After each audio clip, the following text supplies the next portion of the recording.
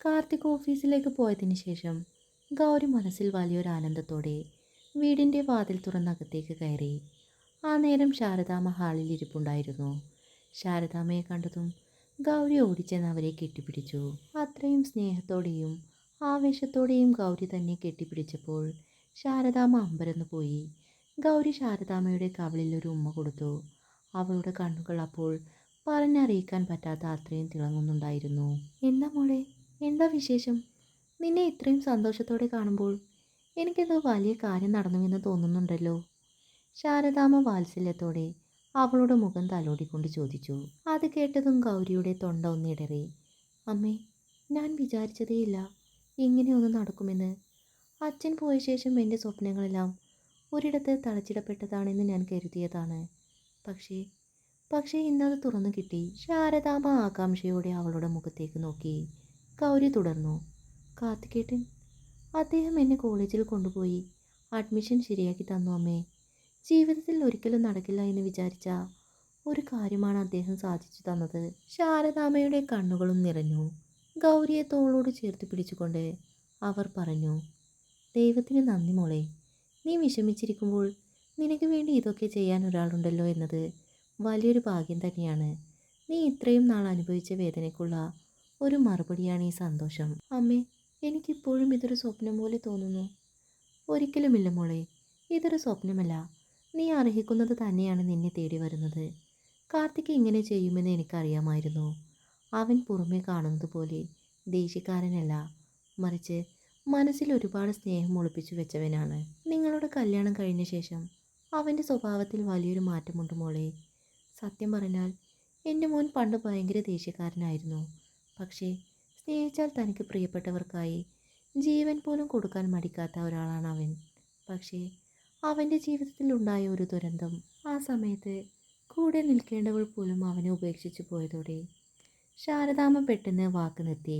അവരുടെ കണ്ണുകളിൽ ഒരു തരം മങ്ങൽ പടരുന്നത് ഗൗരി ശ്രദ്ധിച്ചു. എന്താമ്മേ, എന്ത് ദുരന്തം? ആരാണ് അവൾ? ശാരദാമ്മ പെട്ടെന്ന് മുഖം തിരിച്ചു. ഒന്നുമില്ല മോളെ, അത് വിട്. അവൾ ശാരദാമ്മയുടെ കയ്യിൽ മുറുകെ പിടിച്ചുകൊണ്ട് ചോദിച്ചു. അമ്മേ, അമ്മ മീനാക്ഷിയെക്കുറിച്ചാണോ പറയുന്നേ? ആ ചോദ്യം കേട്ടതും ശാരദാമ്മ നെട്ടിപ്പോയി. അവരുടെ കൈകൾ ഒന്ന് വിറച്ചു. ഗൗരി എങ്ങനെയാണ് മീനാക്ഷിയെക്കുറിച്ച് അറിഞ്ഞതെന്ന് അവർക്ക് വിശ്വസിക്കാനായില്ല. ആകെ അമ്പരപ്പോടെ അവർ ഗൗരിയെ നോക്കി. മോളെ, നിനക്ക് മീനാക്ഷിയെ എങ്ങനെ അറിയാം? നീ നീ എങ്ങനെ ഇതറിഞ്ഞു? കാർത്തിക് കാർത്തിക് നിന്നോട് പറഞ്ഞതാണോ? ഇല്ലമ്മേ, കാർത്തികേട്ടനൊന്നും പറഞ്ഞില്ല. ഏട്ടൻ്റെ പഴയ ഡയറിയിൽ നിന്ന് എനിക്കെല്ലാം മനസ്സിലായി അമ്മേ. മീനാക്ഷിയെ വിശ്വസിച്ചത് കൊണ്ടല്ലേ ഏട്ടൻ്റെ സ്വഭാവത്തിൽ ഇങ്ങനെയൊക്കെ സംഭവിച്ചത്. അച്ഛൻ്റെ മരണത്തിന് ശേഷമാണ് മീനാക്ഷി ഏട്ടനെ ഉപേക്ഷിച്ച് പോയതെന്നും ആ ഡയറിയിലുണ്ടായിരുന്നു. മോളെ, നീ ഇതൊക്കെ അറിഞ്ഞിട്ടും അവനോടൊരു വാക്കുപോലും മിണ്ടിയില്ലേ? അവനോട് അവനോട് വെറുപ്പൊന്നും തോന്നിയില്ലേ? അത് കേട്ടതും ഗൗരി മെല്ലെ തലയാട്ടി. ഇല്ലമ്മേ, വെറുപ്പല്ല തോന്നിയത്. മറിച്ച് ഒരാൾക്ക് വേണ്ടി ജീവൻ പോലും കൊടുക്കാൻ തയ്യാറായ ഏട്ടനെ അത്രമാത്രം വേദനിപ്പിച്ചല്ലോ എന്നോർത്തപ്പോൾ സങ്കടമാണ് തോന്നിയത്. ഏട്ടൻ്റെ ദേഷ്യത്തിൻ്റെ പിന്നിലെ സ്നേഹം എനിക്ക് മനസ്സിലാക്കാൻ കഴിയുന്നുണ്ടമ്മേ. അത് കേട്ടതും ശാരദാമ്മ ഗൗരിയെ നെഞ്ചോട് ചേർത്ത് പിടിച്ചു. അവൻ്റെ പ്രണയം ഞങ്ങൾക്ക് എല്ലാവർക്കും അറിയാമായിരുന്നു മോളെ. കാർത്തികിനോട് അവൾക്ക് യഥാർത്ഥത്തിൽ സ്നേഹമുണ്ടായിരുന്നില്ല. പക്ഷേ അത് കാർത്തികിനും ഞങ്ങൾക്കും മനസ്സിലാക്കാൻ കഴിഞ്ഞില്ല. അവൻ്റെ ജീവിതത്തിൽ വലിയൊരു തകർച്ച വന്നപ്പോൾ താങ്ങി പിടിച്ചു നിൽക്കേണ്ടവരായിരുന്നു മീനാക്ഷിയെ. പക്ഷേ ഒരാപത്ത് വന്നപ്പോൾ പണവും പ്രതാപവും ഇല്ലാത്ത കാർത്തികിനെ അവൾക്ക് അന്നു മുതൽ വേണ്ടതായി. അവൻ ദേഷ്യക്കാരനായി മാറി, എല്ലാവരെയും വെറുക്കാൻ തുടങ്ങി. അവന് നഷ്ടപ്പെട്ടത് അച്ഛനെ മാത്രമല്ല, അവൻ വിശ്വസിച്ച പ്രണയത്തെ കൂടിയായിരുന്നു. ഒറ്റയടിക്ക് അവൾ അവനെ ഉപേക്ഷിച്ചു പോയി എന്ന് പറഞ്ഞുകൊണ്ട് ശാരദാമ്മ വാത്സല്യത്തോടെ അവളുടെ നെറ്റിയിൽ ഒരു ഉമ്മ നൽകി. എന്നിട്ട് വീണ്ടും തുടർന്നു. എൻ്റെ മോൾക്ക് എൻ്റെ മോൾക്ക് ഇതൊക്കെ അറിഞ്ഞിട്ടും അവനോട് വെറുപ്പൊന്നും തോന്നിയില്ലല്ലോ. ഈ വേദനയൊക്കെ അറിഞ്ഞിട്ടും അവനെ സ്നേഹിക്കാനും അവന് താങ്ങായി നിൽക്കാനും നിനക്ക് തോന്നിയല്ലോ. ഒരുപാട് ഭാഗ്യം ചെയ്തവനാണ് എൻ്റെ കാർത്തിക്. മോളെ, നിന്നെപ്പോലെ ഒരാൾ അവൻ്റെ ജീവിതത്തിലേക്ക് വന്നത് അവൻ്റെ വലിയൊരു നിയോഗമാണ്. ശാരദാമ്മയുടെ സ്നേഹനിർഭരമായ വാക്കുകൾ കേട്ടപ്പോൾ ഗൗരിയുടെ ഉള്ളം നിറഞ്ഞു, ഒപ്പം ഒരു വിങ്ങലും.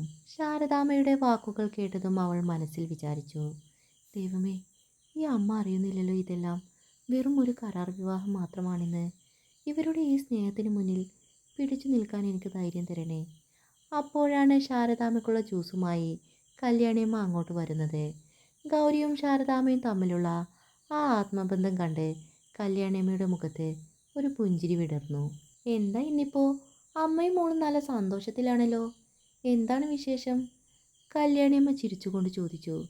കല്യാണി, നീ അറിഞ്ഞോ, നമ്മുടെ ഗൗരിമോൾക്ക് കോളേജിൽ അഡ്മിഷൻ കിട്ടി. ഇനിയിപ്പോൾ നമ്മുടെ കുട്ടി കോളേജിൽ പോകാൻ തുടങ്ങും. ആ വാർത്ത കേട്ടതും കല്യാണിയമ്മയുടെ മുഖം സന്തോഷം കൊണ്ട് തിളങ്ങി. ആഹാ, മോളെ സത്യമാണോ ഇത്? അതെ കല്യാണിയമ്മേ, കാർത്തികേട്ടനും ഞാനും കൂടി ഇന്ന് രാവിലെ കോളേജിലേക്കാണ് പോയത്. അവിടെ അഡ്മിഷൻ ശരിയാക്കി. കല്യാണിയമ്മയുടെ കണ്ണുകളിൽ സന്തോഷം നിറഞ്ഞു. അവർ സന്തോഷത്തോടെ ചോദിച്ചു. അതെയോ, ആട്ടെ, എന്നാ മോൾക്ക് ക്ലാസ് തുടങ്ങുന്നേ? ഒരാഴ്ച കഴിഞ്ഞേ തുടങ്ങൂ കല്യാണിയമ്മേ, ഗൗരി മറുപടി പറഞ്ഞു.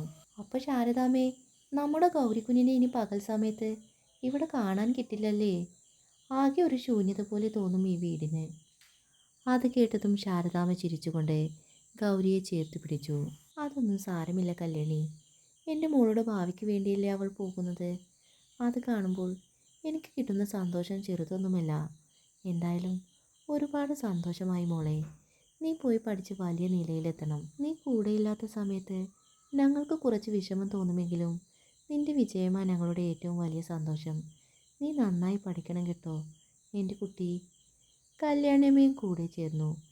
ശരിയാണ് മോളെ, ശാരദാമ്മ പറയുന്നത് പോലെ നീ നന്നായി പഠിച്ച് മിടുക്കിയാകണം. ശാരദാമ്മയുടെയും കല്യാണിയമ്മയുടെയും സ്നേഹപ്രകടനങ്ങൾക്ക് മുന്നിൽ ഗൗരിയുടെ കണ്ണ് നിറഞ്ഞുപോയി. തന്നെ ഒരു മരുമകളായല്ല, മറിച്ച് സ്വന്തം മകളെ പോലെ കാണുന്ന ആ സ്നേഹം അവൾക്ക് നൽകുന്ന ഊർജം ചെറുതല്ലായിരുന്നു. അതേസമയം ജോലി തിരക്കുകൾ കുറഞ്ഞ ആ ഉച്ചനേരത്ത് കാർത്തിക് ഓഫീസിലിരിക്കുമ്പോഴാണ് നാളത്തെ ഡേറ്റിനെ കുറിച്ച് അവൻ ഓർത്തത്. ഗൗരിയുടെ ഇളയമ്മ പണം തിരികെ നൽകേണ്ട അവസാന തീയതി നാളെയാണ്. അവൻ ഫോണെടുത്ത് വക്കീലിനെ വിളിച്ചു. മറുതലയ്ക്കൽ ബെല്ലടിച്ചതും വക്കീൽ ഫോൺ അറ്റൻഡ് ചെയ്തു. ഹലോ കാർത്തിക്, പറയൂ മോനെ. വക്കീലെ, ഞാൻ പറഞ്ഞ ആ കാര്യം ഓർമ്മയുണ്ടല്ലോ? ഗൗരിയുടെ ഇളയമ്മയ്ക്ക് ഞാൻ നൽകിയ ലാസ്റ്റ് ഡേറ്റ് നാളെയാണ്. അതിൽ യാതൊരു വിട്ടുവീഴ്ചയുമില്ല. എനിക്ക് നാളെ കൃത്യം 10 മണിക്ക് തന്നെ ആ ക്യാഷ് എൻ്റെ കയ്യിൽ കിട്ടിയിരിക്കണം. ഒരു മിനിറ്റ് പോലും ഞാൻ അധികം കാത്തിരിക്കില്ല. അവർ അത് എങ്ങനെ സംഘടിപ്പിക്കുന്നു എന്നത് എനിക്കൊരു വിഷയമല്ല. പണം കൃത്യസമയത്ത് തന്നെ എത്തണം. കാർത്തിക്കിൻ്റെ ശബ്ദത്തിൽ വ്യക്തമായ താക്കീതായിരുന്നു ഉണ്ടായിരുന്നത്. ശരി കാർത്തിക്, ഞാൻ ശ്രദ്ധിക്കാം. സുഭദ്രയെ ഞാൻ ഇപ്പോൾ തന്നെ വിളിച്ച് ഓർമ്മപ്പെടുത്താം. വക്കീലിൻ്റെ മറുപടി കേട്ടതും കാർത്തിക് ഫോൺ വെച്ചു. കാർത്തിക് ഫോൺ വെച്ച ശേഷം വക്കീൽ സുഭദ്രയെ വിളിച്ചു. അപ്പുറത്ത് സുഭദ്രയുടെ ഫോൺ ബെല്ലടിച്ചു. കുറച്ചു നേരത്തെ കാത്തിരിപ്പിന് ശേഷം സുഭദ്ര ഫോൺ അറ്റൻഡ് ചെയ്തു. അപ്പുറത്തു നിന്നും വക്കീലിൻ്റെ കർക്കശമായ സ്വരം കേട്ടു. സുഭദ്രേ, ഞാൻ വക്കീൽ ഗോപകുമാറാണ് സംസാരിക്കുന്നത്. നാളെയാണ് കാർത്തിക് തന്ന ലാസ്റ്റ് ഡേറ്റ്. സമയം 10 മണിക്ക് മുന്നേ നീ എൻ്റെ ഓഫീസിൽ ക്യാഷുമായി എത്തിയിരിക്കണം. കാർത്തിക്കിൻ്റെ സ്വഭാവത്തെക്കുറിച്ച് നിനക്കറിയില്ലേ? വെറുതെ അവനെ ദേഷ്യം പിടിപ്പിക്കണ്ട. അവൻ പറഞ്ഞാൽ പറഞ്ഞതാണ്. അത് ലംഘിച്ചാൽ നിനക്ക് വലിയ ബുദ്ധിമുട്ടുകൾ തന്നെ ഉണ്ടാകും. വക്കീലിൻ്റെ ഭീഷണി കലർന്ന വാക്കുകൾ കേട്ട് സുഭദ്ര പതറിപ്പോയി. വക്കീലെ, എനിക്ക് കുറച്ച് സമയം കൂടി വേണം. പണം ഒപ്പിക്കാൻ വലിയ ബുദ്ധിമുട്ടാണ്. പ്ലീസ്, എനിക്കൊന്ന് ഇളവ് നൽകണം. പക്ഷേ വക്കീൽ അതൊന്നും കേൾക്കാൻ തയ്യാറായിരുന്നില്ല. അദ്ദേഹം തറപ്പിച്ചു പറഞ്ഞു. ഒരിക്കലും നടക്കില്ല സുഭദ്രേ. ഇത് കാർത്തിക്കിൻ്റെ ഓർഡറാണ്. നാളെ 10 മണി കഴിഞ്ഞും ക്യാഷ് ഇവിടെ എത്തിയിട്ടില്ലെങ്കിൽ പിന്നെ നിന്റെ മുന്നിൽ വരുന്നത് പോലീസായിരിക്കും. അത് ഓർത്തോ. വക്കീൽ സുഭദ്രയ്ക്ക് മറുപടി പറയാൻ പോലും അവസരം നൽകാതെ ഫോൺ കട്ട് ചെയ്തു. വക്കീലിൻ്റെ വാക്കുകൾ സുഭദ്രയുടെ ഉള്ളിൽ വലിയൊരു ഭയം നിറച്ചു. ഫോൺ കയ്യിൽ മുറുകെ പിടിച്ച് എന്തു ചെയ്യണമെന്നറിയാതെ പേടിയും ടെൻഷനും നിറഞ്ഞു നിൽക്കുന്ന മുഖത്തോടെ അവർ കസേരയിൽ തന്നെ ഇരുന്നു. ആ സമയത്താണ് മകൾ അഞ്ജന റൂമിൽ നിന്ന് പുറത്തിറങ്ങിയത്. അമ്മയുടെ ഈ ഇരിപ്പും വിയർത്തു കുളിക്കുന്ന മുഖവും കണ്ട് അവൾ അമ്പരന്നു. എന്താ അമ്മേ, എന്തു പറ്റി? എന്താ അമ്മ ഇങ്ങനെ ഇരിക്കുന്നത്? അത് കേട്ടതും സുഭദ്ര അഞ്ജനയെ നോക്കി ഒരു നിശ്വാസത്തോടെ പറഞ്ഞു. മോളെ, കാർത്തിക്കിൻ്റെ വക്കീൽ വിളിച്ചിരുന്നു. അവർ നമുക്ക് തന്ന ലാസ്റ്റ് ഡേറ്റ് നാളെയാണ്.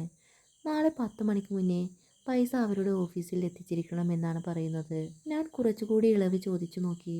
പക്ഷേ വക്കീൽ ഒട്ടും വഴങ്ങുന്നില്ല. പൈസ എത്തിയില്ലെങ്കിൽ പോലീസ് വരുമെന്നാണ് അവർ പറഞ്ഞത്. അത് കേട്ടതും അഞ്ജന കുറച്ചു നേരത്തെ ആലോചനയ്ക്ക് ശേഷം സുഭദ്രയുടെ അരികിലിരുന്നു. അമ്മേ, നമ്മൾ പ്ലാൻ ചെയ്തതൊന്നും നടന്നില്ലല്ലോ. ഒരു കാര്യം ചെയ്യാം, നമുക്ക് എന്തെങ്കിലും കാട്ടി പൈസ കൊടുക്കാം. എൻ്റെ കയ്യിലുള്ള ഗോൾഡും അമ്മ മാറ്റിവെച്ച ഗോൾഡും പിന്നെ ചിട്ടിക്കാശുമൊക്കെ കൂടി നമുക്കൊരു 5 ലക്ഷം രൂപയെങ്കിലും ഒപ്പിക്കാം. അത് കാർത്തിക്കിന് കൊടുത്തേക്കാം. നമ്മൾ ഇത് കൊടുത്തില്ലെങ്കിൽ പിന്നെയും വലിയ പണിയാകും. ദാമുവിൻ്റെ കയ്യിൽ നമ്മൾ പലിശക്ക് ഗൗരിയുടെ പേരിലുള്ള ആധാരം കൂടി വെച്ചത് കാർത്തിക് അറിഞ്ഞാൽ നമ്മളെ അവൻ വെറുതെ വിടില്ല. ഇതിലും വലിയ പ്രശ്നമായിരിക്കും ഉണ്ടാവുക. ശരിയാ മോളെ, എനിക്ക് ആലോചിക്കുമ്പോൾ തന്നെ പേടി തോന്നുന്നു. അവൻ്റെ ദേഷ്യം അന്ന് നമ്മൾ കണ്ടതല്ലേ. ഗൗരിയെ എങ്ങനെയെങ്കിലും പറ്റിക്കാമെന്ന് കരുതിയപ്പോൾ അവൻ നമ്മളെ ആട്ടിപ്പായിച്ചത്. പക്ഷേ എൻ്റെ മോൾക്ക് വേണ്ടി ഞാൻ സ്വരുക്കൂട്ടിയതല്ലേ ആ സ്വർണമൊക്കെ. അത് കൊടുക്കണമെന്ന് പറയുമ്പോൾ ഒരു സങ്കടം മോളെ. ഇപ്പോൾ നമുക്ക് രക്ഷപ്പെടാൻ ഇതേ ഉള്ളൊരു വഴിയമ്മേ. അത് കഴിഞ്ഞ് ഗൗരി എന്തായാലും ഒരു വർഷം കഴിഞ്ഞിട്ട് ഇങ്ങോട്ട് വരുമല്ലോ. അപ്പോൾ അവളുടെ കയ്യിൽ നല്ലൊരു തുക ഉണ്ടാകും. അന്ന് നമുക്ക് അവളെ പാട്ടിലാക്കി മയക്കിയെടുക്കാം. എങ്ങനെയെങ്കിലും ആ പൈസ അവളുടെ കയ്യിൽ നിന്ന് കൈക്കലാക്കാം. തൽക്കാലം ഈ നാണക്കേടിൽ നിന്ന് രക്ഷപ്പെടാൻ നമുക്ക് ഇതാണ് മാർഗം. അഞ്ജനയുടെ കുബുദ്ധി നിറഞ്ഞ ആ വാക്കുകൾ സുഭദ്രയ്ക്ക് അല്പം ആശ്വാസം നൽകി. തൽക്കാലം കാർത്തികിൻ്റെ കയ്യിൽ നിന്ന് രക്ഷപ്പെടാൻ അവർ ആ വഴി തന്നെ തിരഞ്ഞെടുക്കാൻ തീരുമാനിച്ചു. വൈകുന്നേരം കാർത്തിക് നേരത്തെ ഓഫീസിൽ നിന്നും ഇറങ്ങി. ഗൗരിയുടെ മുഖത്തെ സന്തോഷം ഓർക്കുമ്പോൾ തന്നെ അവൻ്റെ മനസ്സ് നിറയുകയായിരുന്നു. കഴിഞ്ഞ കുറച്ചു ദിവസങ്ങളായി ഗൗരിയെ കാണാതിരിക്കാൻ അവന് ഒട്ടും വയ്യെന്നായിരിക്കുന്നു. അവളെ കാണാൻ വെമ്പുന്ന മനസ്സുമായി അവൻ വേഗത്തിൽ കാർ വീട്ടിലേക്ക് ഓടിച്ചു.